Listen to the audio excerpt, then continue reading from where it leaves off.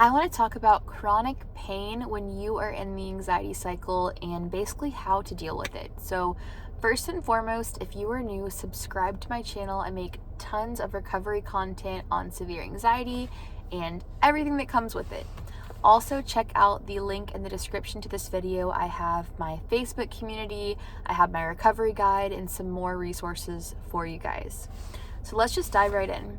Long story short, I was in a really bad anxiety cycle to the point where I was agoraphobic. I could not drive. I could not do anything, okay?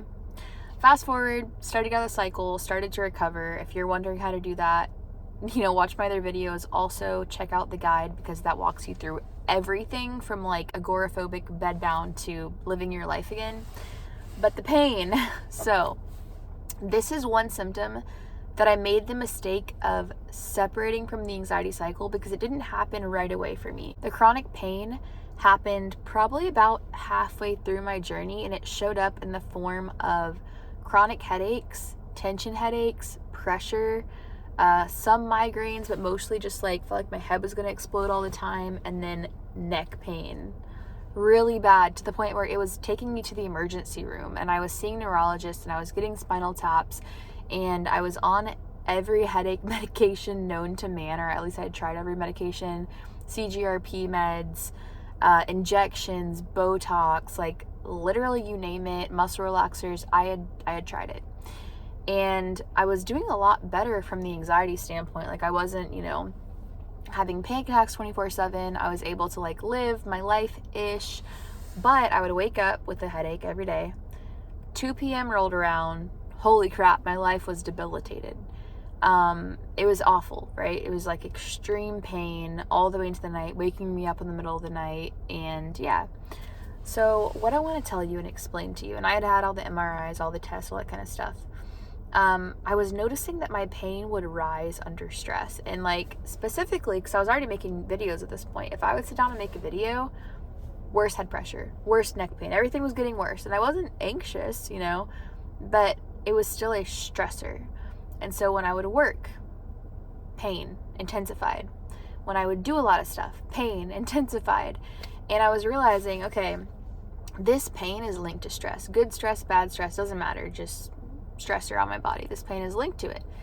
And I started to think about it, and I came across one of my favorite YouTube channels, Pain For You by Dan. Seriously love him. I tell all my coaching clients, watch his stuff every day. Even though it's about pain, his advice and his content still applies to everything that I teach. So check out Dan. Freaking love him. Anyway, I loved how he explained things. I loved how calm he is, how just you feel like, okay, this makes sense. And I realized I had made the mistake of separating the pain from any other symptom, from an intrusive thought or heart palpitation or derealization or panic attacks, and then I had pain over here and everything else was nervous system. So once I decided pain's going to go in the nervous system bucket and we're not going to separate it anymore, because what I was doing is I was adding fuel. Everything that I teach, right? Don't add fear, don't focus, don't add frustration, don't, engage basically with the anxiety symptoms. I was doing with the pain. And I was altering my life around pain, and I was Googling about the pain, and I was trying to figure out the pain, and I was going down these freaking rabbit trails of cervical instability and TMJ. I bought thousands of dollars worth of TMJ appliances and stuff like that. And yeah, I was making a mistake. I was kind of taking something yeah, maybe I do have TMJ, right? Technically I do. Technically I do have cervical instability. Technically I have a lot of things. But when you fixate on them, when you add fuel to the fire, when you are sitting there Googling constantly, you're just showing your body okay, this is dangerous.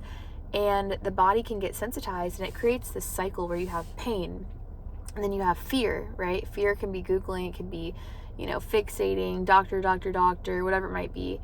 And then you have tension, and then you have pain, and then you have fear, and you have tension, pain, fear, tension. And that can become a whole thing in itself. And for me, yes, I had these things going on, but a lot of it, I would say, was severe tension.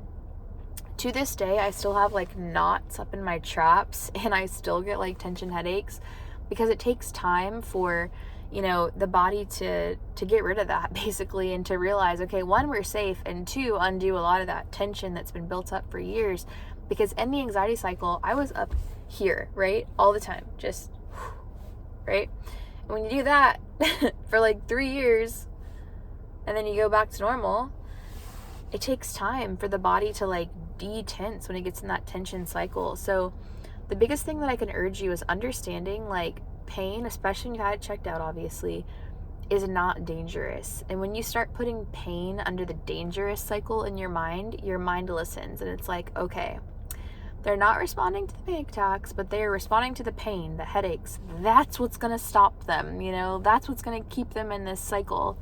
So if you're struggling with that, I just want to kind of like throw this out there and let you know that you're not alone, right? Number one. Two, you can absolutely recover. You can get your life back, but it's all about safety to the body and showing your body that you're safe.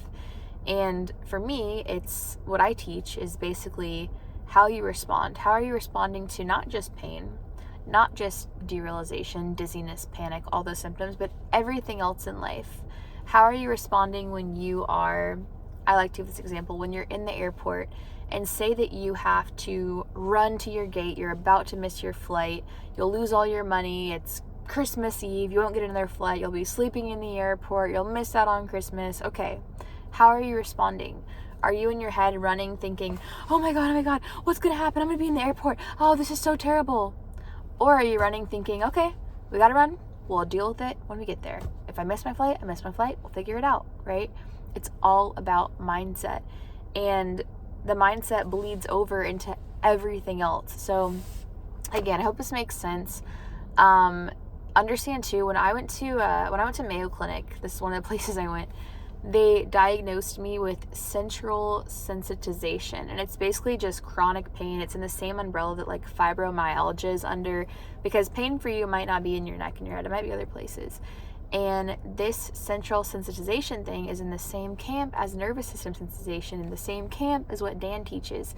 And basically it's just like your body's under too much stress. You're adding stress to the stress. Now we're in a stress cycle and we got to get out. So head to my bio, check out my recovery guide. I have everything in there that you could possibly need to start recovering. And also, if you're dealing with pain primarily, watch Dan's videos. I think he's awesome. I think he has a great way of teaching things. So let me know in the comments what else you're dealing with, what else you want to see videos on. Connect with me. I want to hear from you. And thanks for watching.